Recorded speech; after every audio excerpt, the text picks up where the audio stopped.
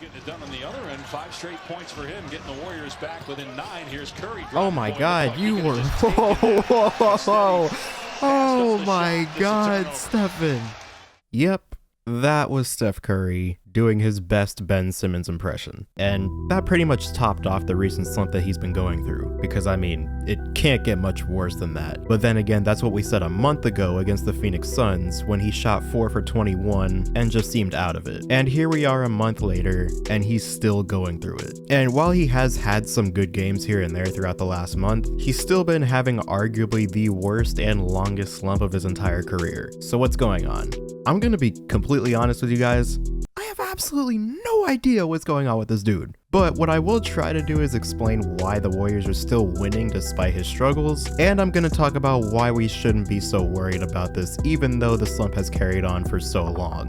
So let's get into the video. So real quick, I know a lot of you watching this are not subscribed, so if you do fall into that category, please feel free to hit the sub button. It only takes a second and really helps out a lot. Also be sure to leave a like. That also takes a second and also helps out a lot. So yes, Steph Curry has recently come back down to earth after having a great start to the season, which we thought was indicative of what was to come. But that hasn't been the case. Because just in about the last month and a half, he's gone on to have some of the worst shooting nights of his entire career. Nights that he typically only has once or twice a season. He's had 4 or 5 of those in the last month. And it all started on November 30th when the Warriors played their first matchup against the Phoenix Suns and Steph Curry shot 4 for 21 and 3 for 14 from 3. And many people attributed his off night to the Phoenix Suns defense and especially to the defense of Mikal Bridges. Because I mean, look at his arms!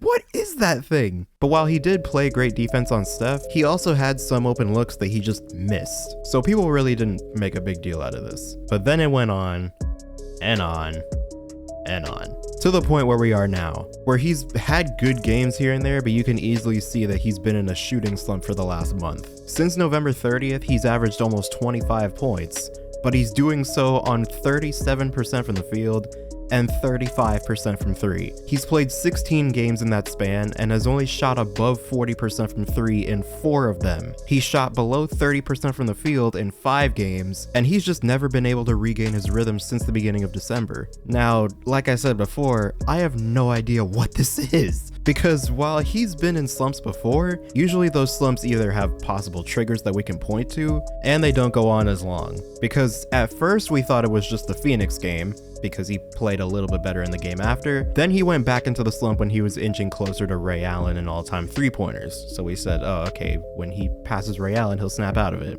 No. But then we said, okay, maybe it's the new rotation because Steve Kerr had a new rotation for Steph Curry that he implemented about 2 months ago. A rotation that Steph Curry was clearly frustrated with. However, recently Steph Curry's minutes have been more favorable and his rotation is now one that he seems to be okay with. Like, I have no idea what this is, but I'm not completely freaking out because we're still second in the entire NBA at 29-9. And he usually gets over any slumps by the halfway point of the season anyway. December is actually consistently Steph Curry's worst month. He averages just over 20 points in December for his career, compared to his usual career average of around 24 to 25 points per game, and his average of 28 points over the last 5 seasons. This is just something that's consistent with him, and he usually picks it up either in January, February, or for sure after the All-Star break. We saw this last season. The All-Star break was in March, and look what he did in April. And while he wasn't necessarily bad before April last season, obviously we all know what he did in April. So I'm not worried because he will eventually figure it out. He'll get out of his own head because plays like these tell me that this is all in his head. And I'm also not really worried because, like I said before, we're still winning. Part of that has been Andrew Wiggins stepping up this season with career high efficiency and just looking more comfortable overall. By the way, hashtag Andrew Wiggins, hashtag NBA All-Star. But part of it has also been Steph Curry simply existing. Because even with Steph Curry's struggles this season, and even with how well the entire team is playing as a unit, the success can once again be traced back to Steph Curry's impact of just being on the floor. Steph Curry currently has one of the highest net ratings in the league at 14.9. He has one of the highest offensive ratings in the league among starters, but here's where it gets insane. According to Cleaning the Glass, with Steph Curry's advanced numbers in terms of impact, the Warriors have a 71 win pace with him on the floor and a 26 win pace with him off the floor. He elevates the team by 45 wins and he has been shooting like prime Russell Westbrook for the last month. That's unfathomable. Their offense in general just greatly improves with him on the floor, as Golden State has an offensive rating of 115.6 with him on, which would be good for second in the league, and with him off, they have an offensive rating of 104.9, which would be good for 28th in the league. In addition to that, don't forget that Steph Curry has also picked up his defense tremendously this season. With him on the floor, the Warriors give up 9.1 less points per 100 possessions. And so you can see how much value he brings just by being on the court. And here's something that doesn't show up in stats, is the amount of layups and open shots that people are getting off of his gravity. And I feel like I need to say this once again, Klay Thompson is not back. Well, by the time this goes up, he's cleared to come back. So let's change that to Klay Thompson just now came back. And they are still top of the league and have this crazy offense. The floor is about to open up even more. What exactly are you gonna do with Steph Curry, who's gonna pick it up and end the season probably shooting his usual 42-43% from three? You have Andrew Wiggins shooting 44% from three and giving you 19 a game on one end, and elite defense on the other end. You have two more 40% three-point shooters in Otto Porter and Bjelica, and you have the sheer talent of Gary Payton II. And then you have James Wiseman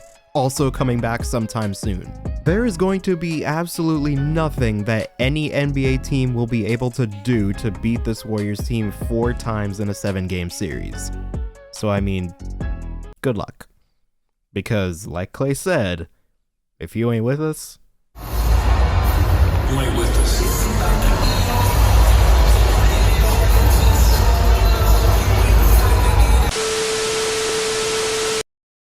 The following message is transmitted by the National Basketball Association.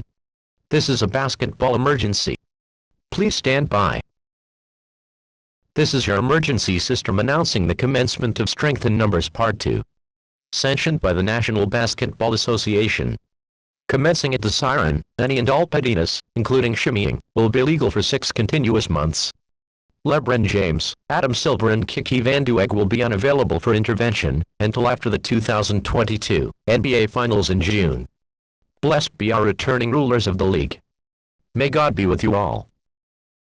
What? Did I say the secret word? No, sir. He's back. Who's back? What? What was that? Man your stations! Red alert! Red alert!